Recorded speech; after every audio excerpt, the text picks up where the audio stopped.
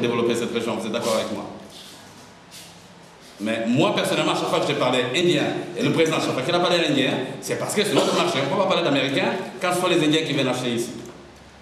Et ces gens-là ne sont pas tout à fait contre. Les gens qui aujourd'hui s'activent, c'est en général ce qu'on appelle le maillon des commerçants. Et quelques exportateurs, je dirais quelques exportateurs, parce que l'exportateur local, le plus important, celui qui exporte même individuellement, plus que tous les Indiens, c'est Maodo Baré, il est là. Il était le premier à dire que 2 francs étaient dérisoires. On ne devrait pas l'accepter. Au final, comme dirait le président, pour abonder dans un sens consensuel, on a accepté les 2 francs. Et je crois qu'on aura même dit, 2 francs, vous savez très bien que c'est dérisoire, mais comme on va commencer avec 2 francs. Mais il n'est pas dit que l'année prochaine, ce sera 2 francs. Parce que vous payez 110 francs en Guinée-Bissau, vous êtes bien d'accord de le payer. Et après, ils nous disent, bon, mais on ne l'applique pas cette année, on l'appliquera à partir de l'année prochaine. Pourquoi l'année prochaine? C'est quoi la raison particulière qui fait que ça doit être l'année prochaine? Ça devait être l'année dernière. On a tout préparé pour que ce soit cette année. On nous dit l'année prochaine. C'est pour que l'année prochaine, on dit que c'est pour l'année d'après. Il faut qu'on arrête. Et qu'on vienne nous dire, l'argent, on va le co-gérer. Parce qu'on veut savoir qu'est-ce que vous faites avec l'argent. Mais ça, c'est irrespectueux d'abord. Parce que les feuilles de route que nous collectons sur la route, que vous payez tous en tant que passagers, dans le cadre des transports publics de voyageurs, il y a des feuilles de route que les gens payent. Quand vous partez avec votre véhicule privé, vous payez au niveau de Sénobar.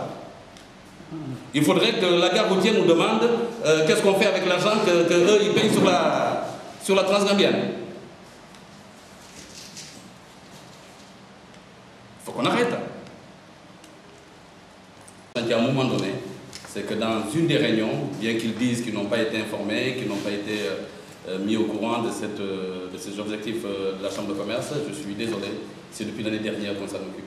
Et tous, tant qu'ils sont sur toute la chaîne de valeur, tout le monde a été consulté, à commencer par leur leader lui-même. Ce qui pourrait être regrettable aujourd'hui, qu'on pourrait regretter nous, Chambre de commerce, c'est de nous rendre compte que tous les gens avec qui nous avons discuté à l'époque, en fait, pour les conscientiser, pour nous amener à aller vers la base, étaient les gens qui ne s'y retrouvaient pas, mais continuaient à nous faire alimenter la carlingue, justement, pour savoir jusqu'où on peut aller. Mais on se rend compte qu'en fait, ce sont ces gens-là, justement, ce n'était pas à ces gens-là qu'il fallait qu'on s'adresse. Mais on se disait, ce sont des acteurs qui comprennent mieux la chaîne de valeur de la filière anacarde, c'est des exportateurs, c'est des collecteurs, donc des commerçants et tout ça.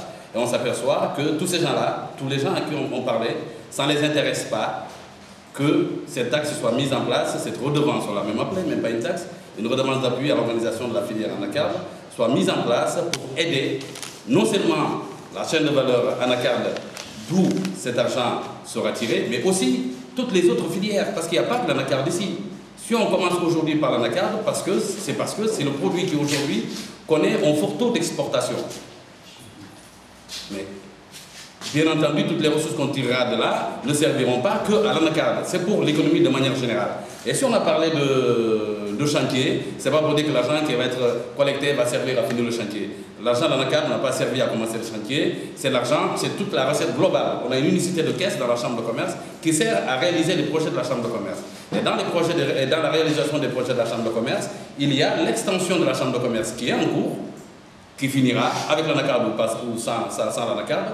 Mais ce n'est pas ça la motivation. C'est comme quand ils vous disent la Chambre de commerce tire déjà 30 millions au niveau du port. Mais ça, c'est des faux problèmes.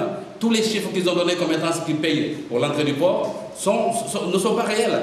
Ils payent même en dessous de ce qu'ils devraient payer.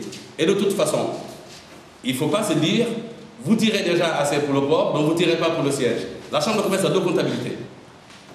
Vous savez très bien que le port appartient à l'État. La Chambre de commerce l'exploite à travers une concession. Elle a le devoir et le droit, surtout, d'améliorer les conditions d'exploitation du port. C'est toujours pour qui? Pour les opérateurs économiques. Les investissements doivent être entretenus et la Chambre de commerce doit moderniser les infrastructures du port.